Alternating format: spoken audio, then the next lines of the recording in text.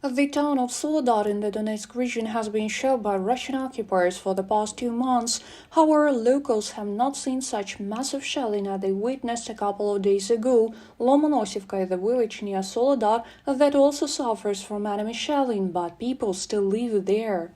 Before the full-scale invasion, Olga worked as a teacher in one of the local schools.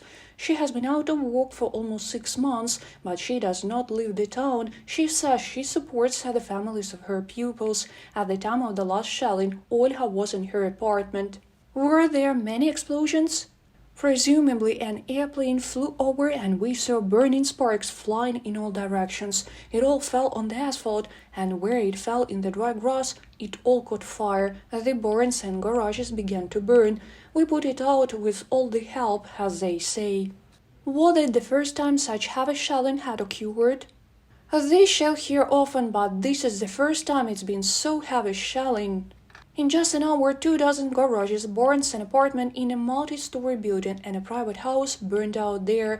After Russian missiles were fired at Soledar, the fire started at the youth center. Russian shells repeatedly hit the local House of Culture, a large warehouse for food and humanitarian aid for those still remaining in the community, and after the last shell hit the building, burned down. As a result of frequent shelling, the town suffers from power outages and cell phone service is intermittent.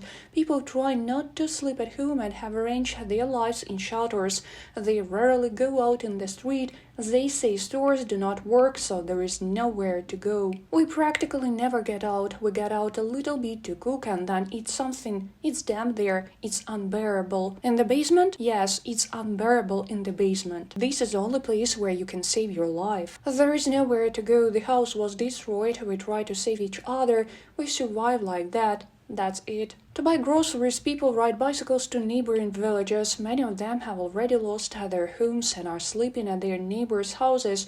Despite the worsening situation, they don't want to evacuate. Well, little by little, it's getting worse and worse. The front line is approaching. They've been bombarding us for a long time, and now there is more and more shelling. Now about 2,000 civilians remain in the town, despite regular attacks by the Russian army. Reported by Olena Hramova, UATV News.